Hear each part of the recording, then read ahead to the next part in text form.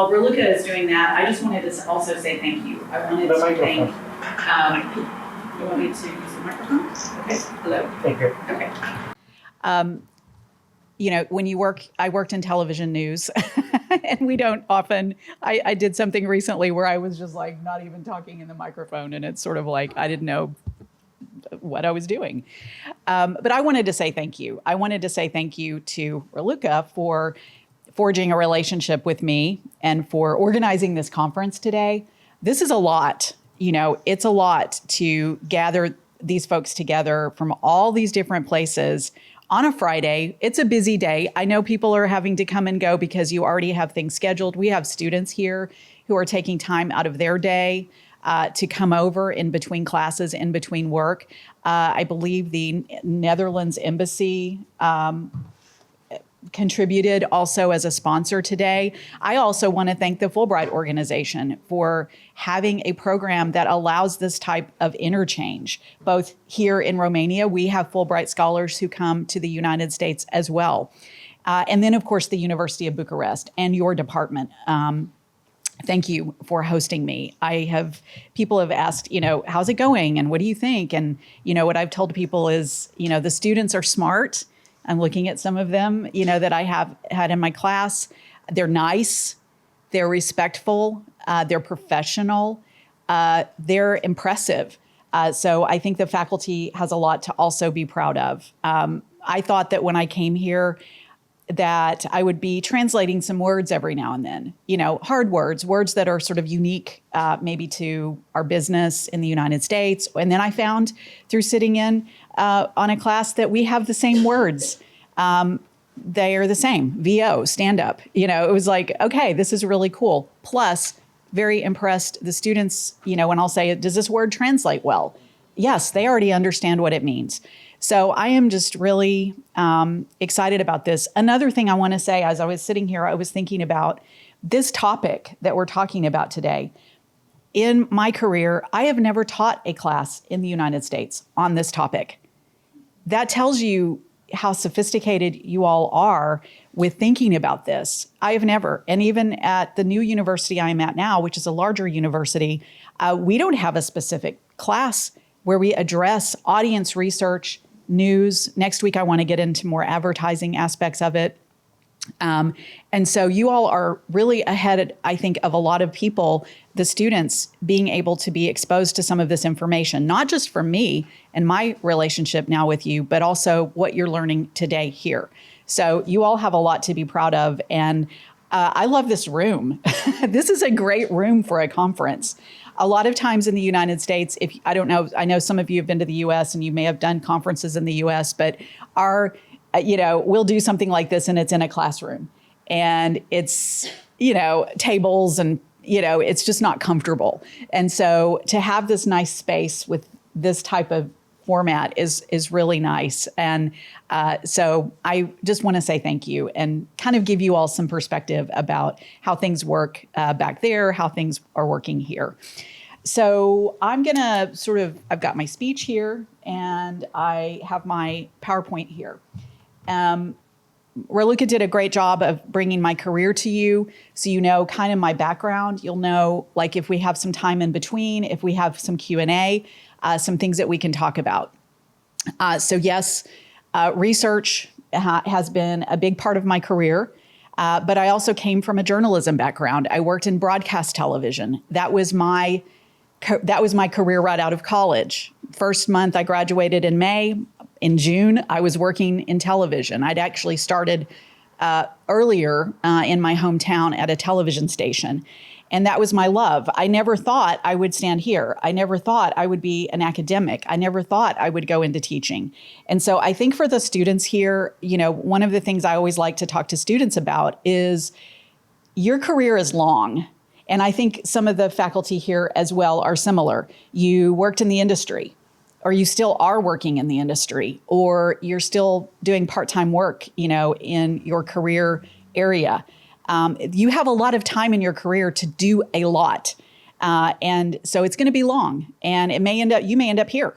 You may end up, you know, as a researcher, you may end up as a teacher. You may go get your PhD. And so I hope that today, some of the foundations that we're talking about with research are going to spark that in you. And I've said this to a few people. Raluca, when I asked her, what do you want? What's your goal? And she said, my goal is I want to spark an interest in research by the students. And she may have specifically meant audience research, but I'm translating it more loosely because research is so much a part of what we all do. And so has been my goal here. And so I hope that we maybe out of the students assembled, we're going to have one or two that are going to have an exciting future, with research, because maybe this boring word now has become something tangible that they can get excited about and realize that's where it's at. And I'm going to talk about that. So I'm excited about research. I'm excited about research for a lot of reasons. That is the reason I'm here, is to talk to students about research. And I hope I have gotten some of you excited who are here in the room that have been in my class. I think that in talking to students and touching on what we sort of talked about in the introductions, the area of trust. We've done little mini focus groups in my classes the last couple of weeks. And no, they're not real focus groups because I told the students, you're not real people anymore. You're insiders. So as insiders, we can't interview insiders about media and think we're going to get a good answer, but we practiced. But even among this group, I think that the topic, and it's the same in the United States with students, the topic about trust in the media comes up as a concern. The students are concerned about it here. They're concerned about it in Oklahoma, at the University of Oklahoma. They're concerned about it. Probably we could go to any university in the world right now, and there would be a concern about where is our industry going? What is going on with the media? How do we reinstill trust in our profession? So that's something important as we think about research. I think we should all be excited about research. We're a group of sort of insiders in this room, but I think that today we should also be thinking about our audience. And that's kind of this topic, is audience. I think that sometimes audience is lost as we are working in a newsroom, for example. I told our students that, a lot of times journalists, their work, they are working for the other journalist, meaning they want to impress their colleague. They want to impress their boss. There were times in my career, all I cared about was, what is my boss going to say about the newscast? I wasn't thinking about the audience. And we have to reorganize our thinking. We have to get our students started with that it's not about me and what I think about what you do. It's about real people out there. We could go out on the street and talk to the guys doing construction, and that's the viewpoint we should be interested in, because those are our real people. We're not above them and they're not below us, whether we have a PhD or not. They're the real people. They have the power. That's who we need to be listening to. So I'm excited about research. As you see on my graphics, I think about all the intersections of research. Research is connected to journalism, of course, because as journalists, we're researchers. We research our stories. We are trying to get down to the heart of the story. We are trying to get the facts of the story. We are trying to tell the story. We are trying to talk to the people. We are doing research every day as journalists. When we turn a story in, it's a little bit of research. The story that we just told up here about this money and the country and the $1 million and the budget, that's a little bit of research. Whoever did those news stories was needing to find that information. So research is connected to journalism. So I always say that if you're a young researcher and you're intimidated by the idea that you might be doing research, if you're a journalist, you're already doing research. You're already interviewing people. You have to get comfortable with that, just like we would as journalists. Also, media literacy. We talked about that and touched on that. Research is connected to media literacy. That's how we refer to it in the United States. And that is the idea that citizens are empowered. Citizens need to be media aware. Research is connected to that because citizens now have to do, quote, research because of all of the choices that are available to them. My phone is here. We have a lot of very polluted information here. Citizens are seeing inaccurate information. Their friend will tell them something. They will see something on social media. Citizens need to be empowered on how to check their own media. What are good quality media sources? And when I think about that, I think about a quote, and you all may have heard of this quote before, it's attributed to Winston Churchill, who said, "A lie can travel halfway around the world before the truth can even get its pants on." And that's even on steroids now, because I thought about this saying, and, oh, sorry. I thought about this saying, and what I thought about was, let's change that saying to fit today's world. And I think to change the saying to fit this world today, I think the truth is even having trouble getting its pants on, right? Any day. In Winston Churchill's day, we said, okay, the truth finally gets its pants on. I think in today's world, there are times the truth never gets its pants on. And I hope that translates okay. My graphic didn't translate very well because I'd marked off some things in red to show you. But that is I think we have to rethink that quote. As scary as that original quote is, the new quote is even scarier and maybe more real for us, that we're in a world where the truth never does come out. And truth is also hard to attain anyway, but getting as close to the truth as we can.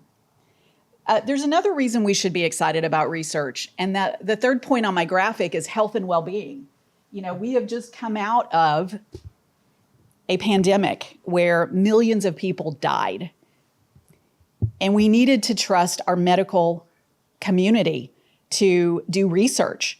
We needed to trust the system. We needed to have people to go to work quickly and go to work accurately to try to find answers to actually save lives. So you start to see all of the places in our lives where research comes into play: journalism, audience itself, medical, and then finally, democracy.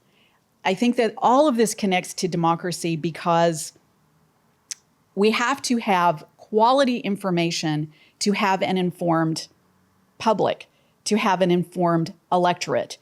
And within that, we need people who are empowered with clean information as opposed to polluted information, malicious information, superficial information, information that is manipulative.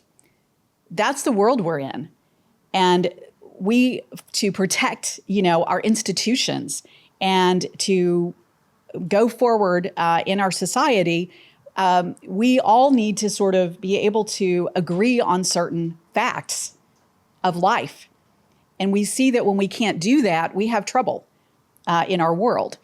So those are a few things I think about when I think about research. So, on that map, that's the world map that you see back there and over here.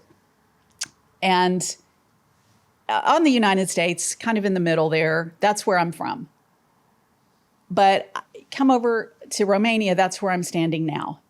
And it doesn't matter where you stand in the world, you are going to be talking about a concern about media trust. That is something that we are all thinking about. Our young people are thinking about, our young people who are the future. So as we think about this, you have a lot of older people in the room, a lot of experienced people in the room, but the people who will be solving some of these problems are our younger generation. So it doesn't matter where you stand in the world. We could be having a conversation right now about media trust and about concerns about media trust.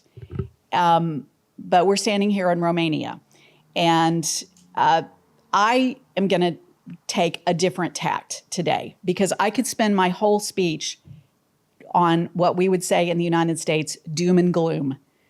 All of the bad things, all of the studies, all of the concerns, all of the examples of mistrust in media and manipulation of media that some politicians, some countries do to each other. The United States certainly has had misinformation campaigns around the world at times to fit its own interest. We see this coming from other parts of the world now to the United States. And so I want to talk to you now about some reasons that I am optimistic about our future. All right. We're kind of in the down moment right now, but I want to transition and I want to connect our research, our audiences, and optimism and journalism to kind of give you some tools and give you some things that maybe we can build on to improve our future with our industry. So media trust, I talked about that, talked about concern from students, concerns around the world, studies around the world where we see media trust decreasing. But I have a reason to focus on the smile because that's where we're going. We're going to go with some things that I think might give you hope about our future. And we have to take the future into our own hands. So this is something that just came out a few days ago, early in March. Some of you may be on top of this. You may know about this. But this is something that the BBC is doing. And it's a content credential. It's called content credentials. And I bring the BBC into this because the BBC was one of the first media entities in the 1930s to do audience research. So quality organizations have the best research, all right? They're doing research. They're constantly learning about their audiences. They're constantly trying to find ways to reach their audiences and solve problems. And the BBC is a really good example of this. So BBC has launched this new content, it's called Content Credentials. And it just started this month. And so basically you can go to, on certain stories from the BBC, you can go and you can see where the images are coming from. They scrub that down, they research that, they give the viewer the opportunity or the reader the opportunity to know more. So this particular story that I have up here is about Haiti violence. So Haiti, things are just going crazy in Haiti right now. The country has really, in recent history, been very disorganized and has had a lot of concerns. And that means that information coming out of that country is, wobbly. It's like, do we trust it? Where is it coming from? So from this particular story, there was some really amazing video about a jailbreak. And so BBC enacted its content credential program. And so you can see the way it works. So if you had clicked on this story, read the story, there's content below it. Below at the very bottom is content credentials that you can click on. And so you're a reader, you're an audience member, you're saying, well, I don't really trust the BBC or I don't really trust this content. You can now go, and it's not on every single story because some stories, the image might be from a wire service or something like that. And this is what the content of the content credentials looks like. It's telling you the process. How did they confirm that this video or this photo was actually taken in this location? So you see that all of that information that is there. And this is optimism for me because this is what audiences are telling us. They are wanting more information. We call this transparency. They want to see the story behind the story. How did you get the story? What did you do for this story? And the other thing I think about when I see this, because we also have to put business thinking in place. Who's doing the work? This is more work for somebody. Now, it may be another job for somebody. So it could be actually also good for journalism because now there's another place for you to get hired and get a job, especially by a quality news organization like the BBC that does spend money, on hiring. But this excited me when I started to think about this speech and thinking about things that give me optimism. I thought, what a great example. And BBC isn't the only company that is doing something like this or trying something like this. You'll hear a little bit more about this in a second when I talk about the New York Times. Another thing that gives me optimism, study about trust in the media worldwide. And what I thought was optimistic here was, there are places in the world where the public feels more optimistic about the media. And two of the top places were Finland and Kenya. And what I thought was cool about that was it wasn't just like Finland and the Netherlands or Finland and Norway, because those are all in kind of Scandinavian up that way. It was diverse. Two different continents said, we have trust in our media, or at a higher level. It's not 100%. It could always be better. So I thought, that gave me optimism. And then, of course, I was curious, and I bet you're curious. Where is Romania? Where is the U.S.? Anybody want to guess? Very low. What do you think the number is? 23. 23? Okay. Okay, you think Romania is 23. What do you think the U.S. is? 40. Yeah. Okay. I think you're going to be surprised. We are tied at 32. Average it out, 23 and 40, 32. Now, this is from Statistica. What I would want to do, and this is a learning curve for students, I want to go and look at their methodology. How many people did they interview for this? Is the number good? We talked about this in class yesterday with Lydia's project. Does she have enough numbers in her quantitative research? And so I would want to know, is this a good number? Did they, have a good number of respondents to really arrive at that 32% for each of us? But I thought that was interesting, that we're in the same, so I'm here, we're all in the same boat. We're at 32%. We all have work to do, right? If that is the impression that audiences have. But the good news, I thought, was for Kenya and Finland. And those are models for us to go and see, we can study and learn what are they doing that we're not? What is going on in those countries that isn't going on here? Vastly different places in the world. Now, another thing that gives me optimism, most of you in this room, I think, have heard of the Pew Research Center in the United States. I know my students in my class, we've talked about Pew several times. Pew, for those students who aren't in my class and who haven't been exposed to it, it's really one of the top researchers in the United States and probably around the world. But for the U.S., it's great because they do a lot of research on U.S. and media behavior in the U.S. But something that gives me optimism is they've introduced a new 5-year project where they are going to really amp up their collaboration with journalism and with audiences. They are really putting the audience more front and center in the research, which is what I am calling for here, that we have to give the audience more, I would say, control, more voice in the process. That is what Pew is doing.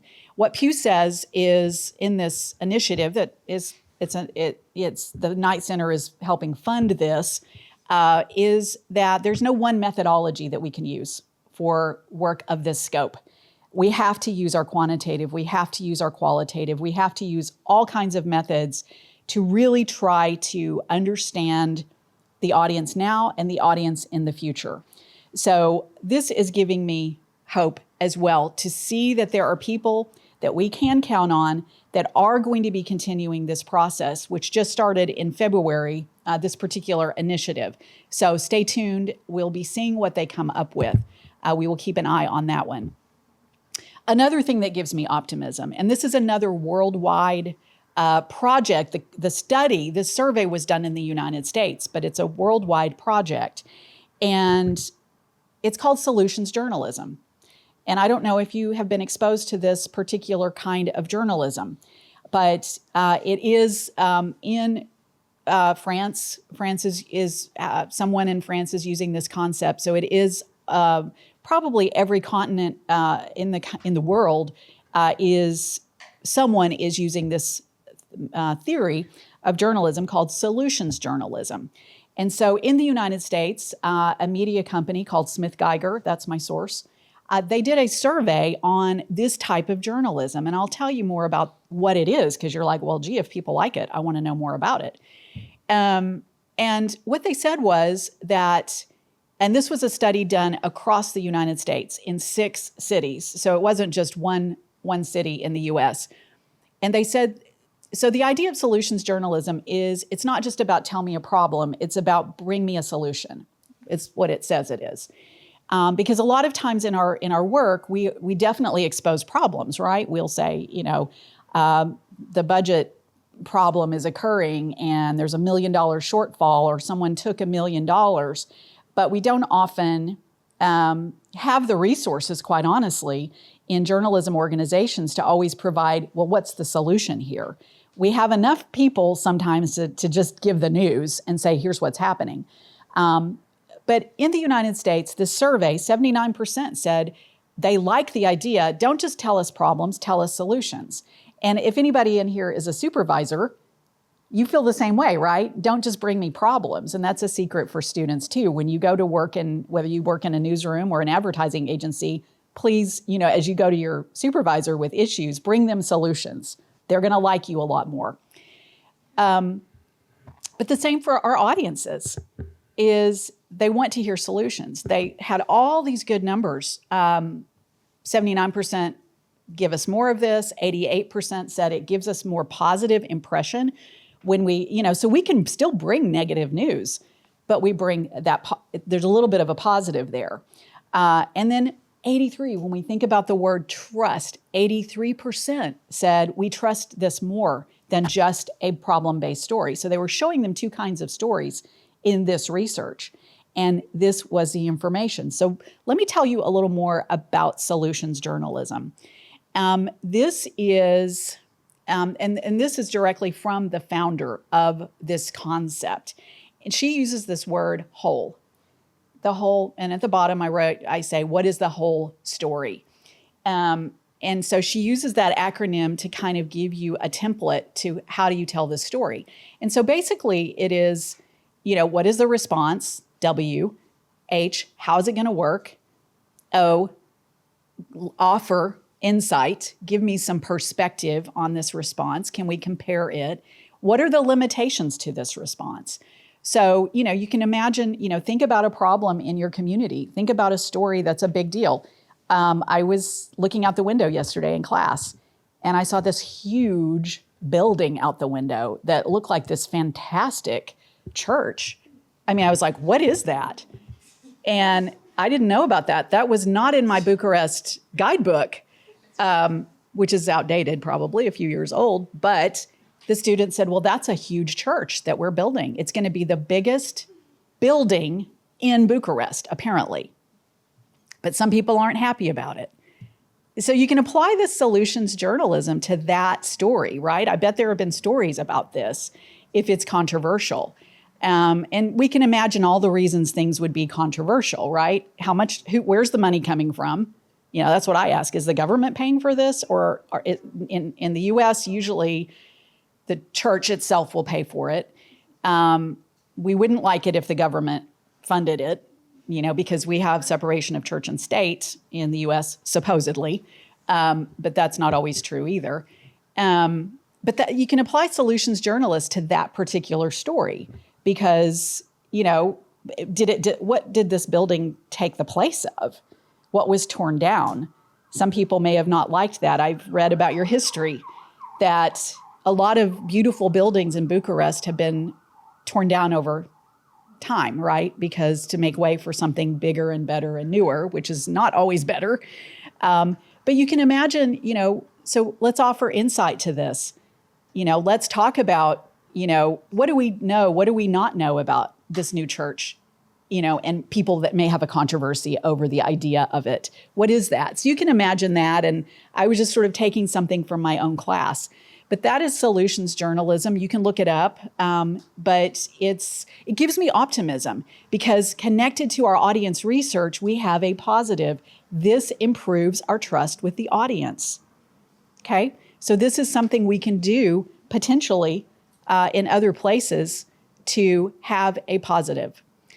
Something else that gives me positive, and this is similar to the Night Initiative with Pew, but also Reuters Institute and the University of Oxford have also unveiled a project that's a trust in news project. And they actually have a report up on it. And to boil down their report, they had 4 things that we have to do, that we should do to help us with our trust with our audience. One is, editorial strategies. How are we going to cover the news? What are we covering? What are we not covering? 2, we have that word transparency again. And BBC showed us how they were doing it. There are other ways to show transparency. Management. That means that we are going to, ensure that we keep our journalistic standards where we want them, our independence, all of that. Management plays a role. And then engagement with the audience. So if you're a media entity, you need to be thinking about, how am I engaging? Because, of course, in the old days, those of us who have been around a while, we know in the old days, we didn't have to worry about engagement. I mean, I came from a time that if a viewer wanted to correspond or, communicate, they wrote a letter. They wrote a physical letter with a stamp on it that we would receive in the newsroom and read. There was no email. There was no texting. Occasionally they would call, and that didn't go very well for the viewer either, because nobody wanted to answer the phone. Today, we have to think about engagement differently. And so, again, we still have old school managers, in the industry that still think like that. At least we do in the United States. And sometimes those, even in education, we still, send those ideas to people, to our students. We make our students feel that way a little bit, like, well, you don't have to be as open, but Trust in News Project says you've got to be open to your audience and engage with them. Another thing that gives me optimism, there are trusted brands around the world. And these are the most trusted brands, according to the latest study, which was around 2020. And I think that I think COVID sort of interrupted some of our research, that we had done more regularly. But these are the top brands, not surprising, probably to people in this room: BBC, Reuters, DW, CNN, and the New York Times. So that gives me optimism, because for people sitting here that this is something you're concerned about, we can look at each one of those as a case study and say, okay, that's a trusted brand. What are they doing? And so one of the things, speaking of that Raluca had on her wish list when I came here was she, and maybe others in the room, were highly interested in the New York Times. And just on a lot of levels, from a level of, how did this old school print entity, how is it surviving so well? What is it doing? It's thriving. We see it here as one of the most trusted brands in the world. For a person in Bucharest to say, I want to know more about the New York Times. You didn't ask about The Guardian. You didn't ask about Al Jazeera. You didn't ask about, BBC. You asked about the New York Times. And so I endeavored, first thing I tried to do was get the New York Times research person to be here on Zoom with us. Well, that didn't work. Second thing I did was, I want to interview you and I'm going to record you on Zoom. Well, that didn't work. I did interview her and I did talk to her on Zoom. My point here, they are highly secretive about what they do. And so just know that, they don't want their video out there. They don't want the VP of research. She would have been very uncomfortable talking to a group of people from a standpoint of telling their secrets. And I had to kind of keep saying, okay, this is for students. This is a teaching thing. We don't want to know your secrets. We want to help our students. But she, secretive. I would say partly it may be a top-down boss kind of thing. Like, she's the vice president of, this is the person, Sonia Yamada. She's the vice president of audience strategies for the New York Times. And so for one thing, I think they want to hold it very close. They don't want other people to know their strategies for research. She would not want her boss to think she's out telling, oh, here's what we're doing. It would take so you can see how seriously they take this. And research is secretive, in the United States, audience research. I've discussed this with my students. You don't want your competition to get free information. So if we do a study, for a television station in New York City, for example, that's secret. The only people that are going to get it are the people that work there, and it's just the people at the top. Not even the employees sometimes are going to see that, because research is expensive, and we don't want someone to get our information for free. So it kind of is, it's kind of a bad thing when you get us together, because we want to share information. And if you can imagine that, wouldn't it be great if we could see everything? But I got some information from her. And so I want to tell you a little bit about what she did feel comfortable talking to me about. And so one of the things that I thought was interesting about the New York Times, and this just tells you about the quality of their journalist and how they see their journalist and their journalism. They don't do research at the New York Times about content, where in video media, television media, we do a lot of research about content. We want to know what content do people want to see. At the New York Times, they believe that would be unethical, because they want their journalists to go out and do the stories just with their professionalism and their experience and their judgment.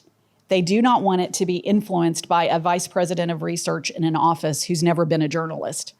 That is untouchable. All right. So does that make sense to everyone? Is that clear? So that's something different than you would see for video media, for example. But what she said that is really important to them,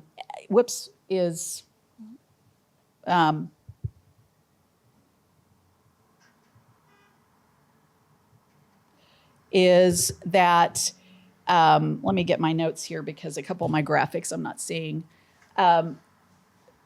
What is important to them are things like the product. They do a lot of research about how are viewers using the product. When you go online, what do? How are you interacting with the product? What about the design of the product?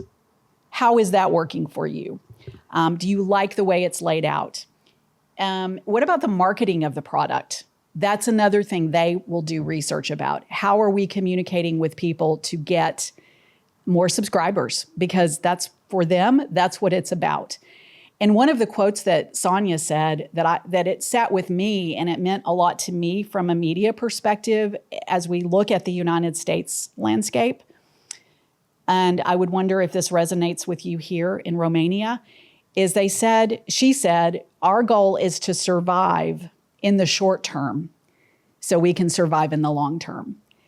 And so it's just, let's get through the short term.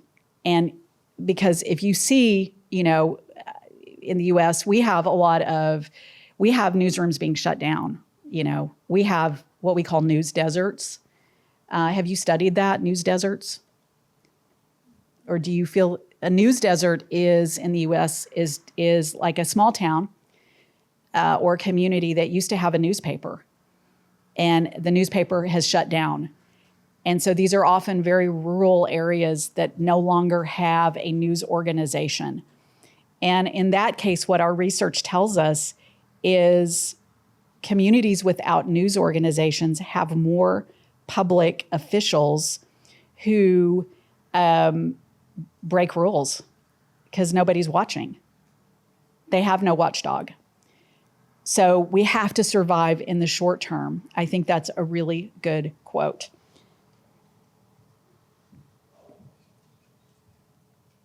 The other thing that she talked about was AI. We talked about AI. How is the New York Times thinking about AI with its research? And they are actually experimenting now using qualitative research and experimenting with AI.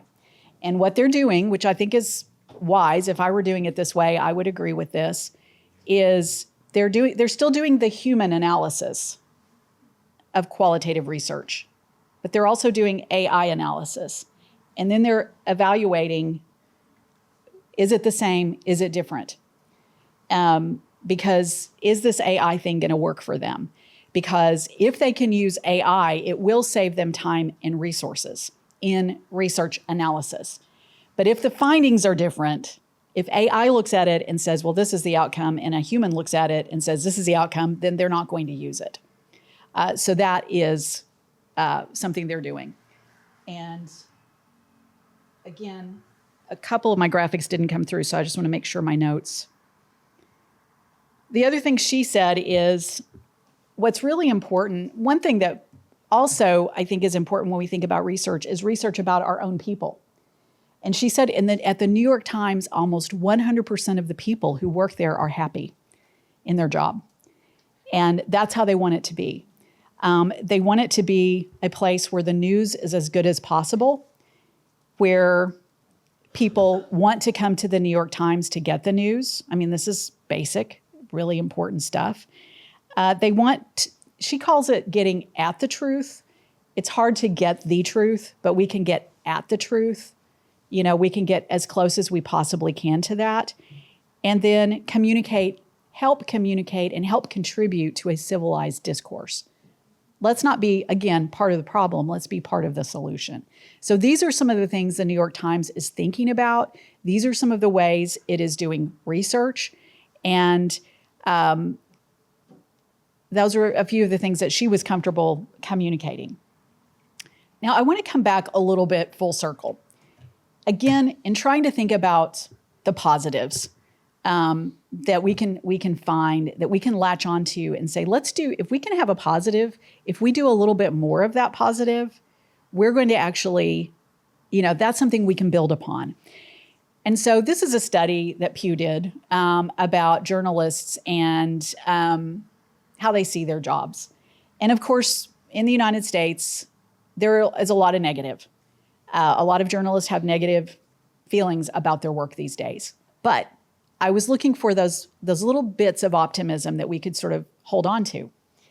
And a couple of those things were that despite the idea that they feel overworked, they feel underappreciated, 77% of the journalists in the US said they would do it again.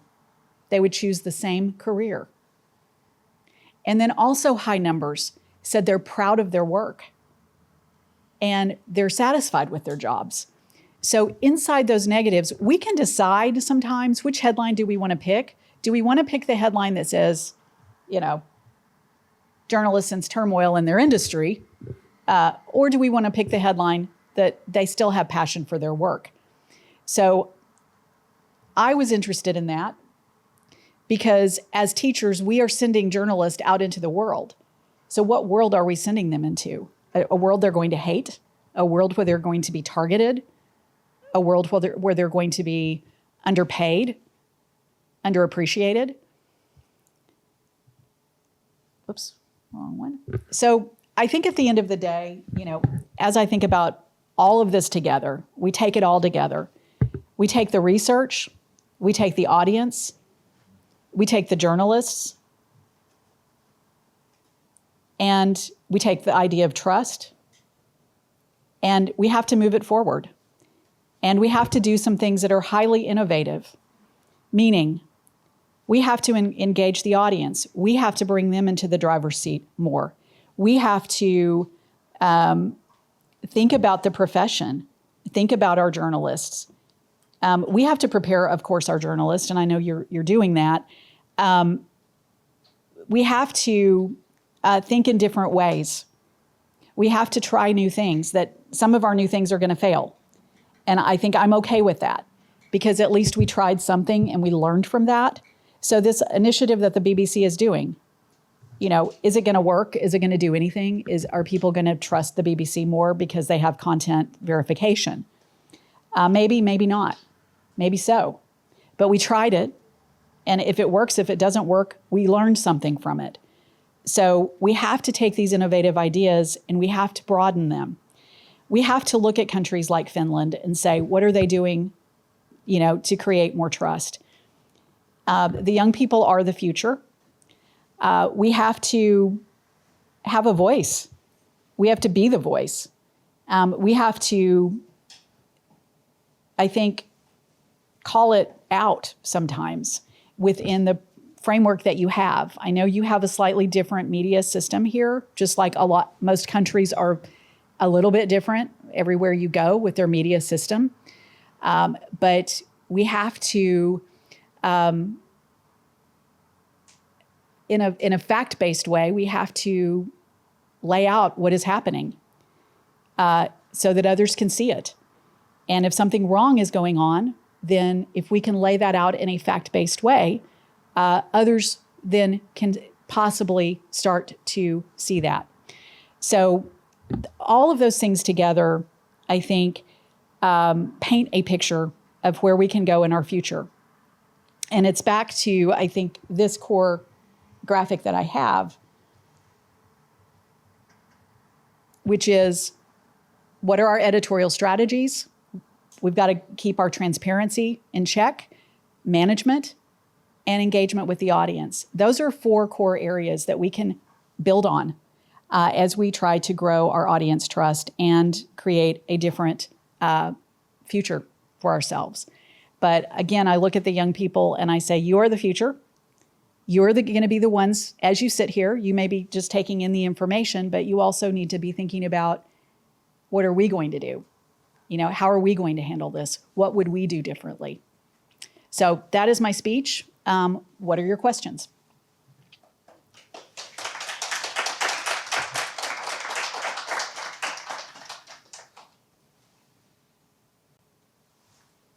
Questions, comments, disagreement, concern?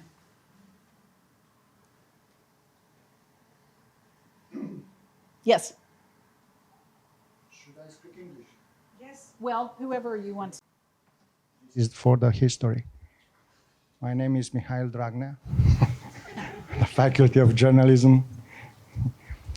So, is there an answer for the question why the audience doesn't trust media anymore in United States, in Romania, in other countries? Why I'm an audience too. Why I don't trust media anymore? Mm-hmm. Is there an answer? Thank you. Well, I can speak from the U.S. perspective, and there could be some commonalities, and I bet there are people here who can speak from the Romanian perspective who maybe study this. But in the United States, this isn't new, okay? It's just bigger. There has always been, you know, we have this saying in the United States, kill the messenger. You know, like somebody comes and gives you bad news and you don't like it, so you shoot them and kill them. That's kind of the way this is with media, and it's been this way. I would tell you that social media has exploded the whole concept because we have people who are bad actors. You know, they want to sow mistrust in the media because if we take the media out, guess what? Now it's direct politician to people with no fact checking, no verification, nothing. So isn't that wonderful for certain politicians? I don't have the media on my back.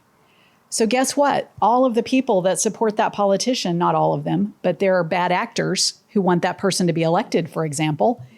They're putting ads out. They have fake accounts with fake information. We just had a thing happen in our election where primary elections in New Hampshire, where there was an ad not an ad, it was a phone call that people were getting. You may have heard about it. It was national news in the United States, and there are going to be some arrests.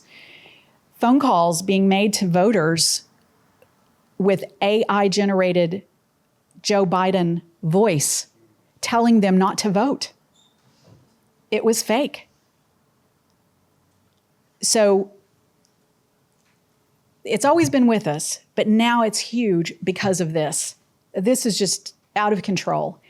And we also have in the United States the rise, of course, of Fox News. And that was the first time, really, and this was 1990s, that we had this very biased news source that was okay with, that was out front with it, that was just like, hey, our graphics are red. We are going to support certain candidates. We're going to say bad things about other candidates, and we are proud of it. And that let something out. We call it Pandora's box, right? That's a myth that probably translates. And people loved it. People loved that biased news. It made them feel good. And so guess what? If you're a biased news source, you also want to sow distrust in other news sources. CNN's bad. NBC's bad. That anchor's bad. That person is bad. And so that has happened. But I also want to say and own the idea that journalists are not perfect either. Journalists make mistakes. Journalists mess up. There are bad journalists. There are bad people who are journalists occasionally, too. We can't ignore that. So we have to also police, even among our students, and teach them well. And, in the US, plagiarism. What do you do when a journalism student plagiarizes? Should they go on to be a journalist? I mean, sometimes these people repeat these things. So we have to clean up our side of things. We have to be clean. But this part of it is going to take a long time, I think, to unravel. Because we don't hold all the cards. We don't have all the information. Technology is changing. We don't know what's coming. And we can't, it's coming out of technology professionals and leaders like Facebook, Mark Zuckerberg, people like that. So those are just a few things about the US that have happened. And you are seeing, so again, I have 1 minute.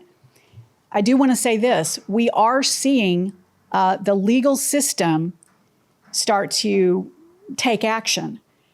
So at the last election, the last US election, 2020, you have people that said it was a fake election, it wasn't fair, Trump won.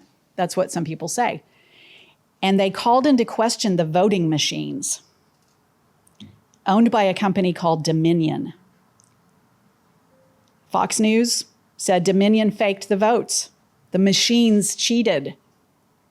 Well, guess what? Dominion sued Fox News. They had to pay millions of dollars. So we're starting to see the legal system catch up a little bit to falsehoods. But that, I know I kind of went off on a tangent, but it's political. I think there's a lot of politics. Politics, trust, and media are very connected because you actually see differences between political parties. One political party trusts the media more in the United States than the other. So Democrats trust the media more than Republicans. So even within that, the trust.